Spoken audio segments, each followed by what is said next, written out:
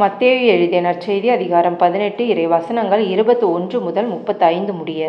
பின்பு பேதுரு இயேசுவை அணுகி, ஆண்டவரே, என் சகோதரர் சகோதரிகளுள் ஒருவர் எனக்கு எதிராக பாவம் செய்து வந்தால் நான் எத்தனை முறை அவரை மன்னிக்க வேண்டும்? 7 முறை மட்டுமா என கேட்டார். அதற்கு இயேசு அவரிடம் கூறியது, 7 முறை மட்டுமல்ல, 70 தடவை 7 முறை என நான் உனக்கு சொல்கிறேன். விண்ணரசை பின்வரும் நிகழ்ச்சிக்கு ஒப்பிடலாம். ஓர் அரசர் தம் பணியாளர்களிடம் கணக்கு கேட்க விரும்பினார். அவர் கணக்கு பார்க்க தொடங்கிய பொழுது அவரிடம் 10,000 தாலந்து கடன்பட்ட ஒருவனை கொண்டு வந்தனர். அவன் பணத்தை திருப்பி கொடுக்க இயலாத நிலையில் இருந்தான்.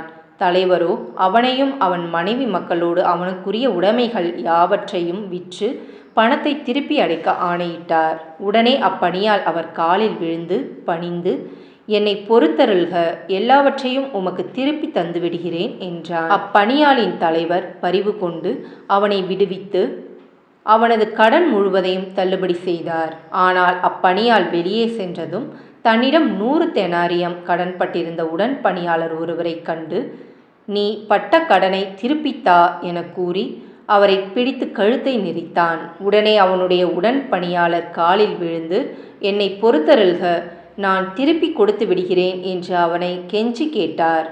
ஆனால் அவன் அதற்கு இசையாது கடனை திருப்பி அடைக்கும் வரை அவரை சிறையில் அடைத்தான். அவருடைய உடன் பணியாளர்கள் நடந்ததை கண்டபோது மிகவும் வருந்தி தலைவரிடம் போய் நடந்தவற்றையெல்லாம் விளக்கி கூறினார்கள்.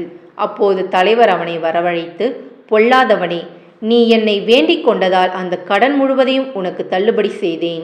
நான் உனக்கு இரக்கம் காட்டியது போல நீயும் உன் உடன்பணியாளருக்கு இரக்கம் காட்டியிருக்க வேண்டும் அல்லவா என்று கேட்டார். அத்தலைவர் சினங்கொண்டவராய் அனைத்து கடனையும் அவன் அடைக்கும் வரை அவனை வதைப்போரிடம் ஒப்படைத்தார். உங்களுள் ஒவ்வொருவரும் தம் சகோதரர் சகோதரிகளை மனமாற மன்னிக்காவிட்டால் விண்ணுலகில் இருக்கும் என் தந்தையும் உங்களை மன்னிக்க மாட்டார். இது கிறிஸ்துவின் நற்செய்தி. கிறிஸ்துவே உமக்கு புகழ்.